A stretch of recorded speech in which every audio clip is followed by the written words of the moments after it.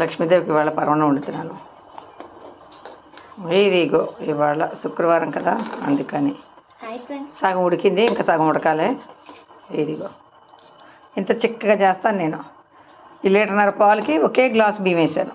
కొంచెం వండుతాను కానీ పాలు మాత్రం ఎక్కువ పోస్తాను. చూసారా గరిట ఎంత చిక్కగా ఉందో, అది అనమాట. మనతో అట్లా ఉంటుంది. అదే బెల్లం యాడ్ చేసుకోవాలి ఇప్పుడు అందులో.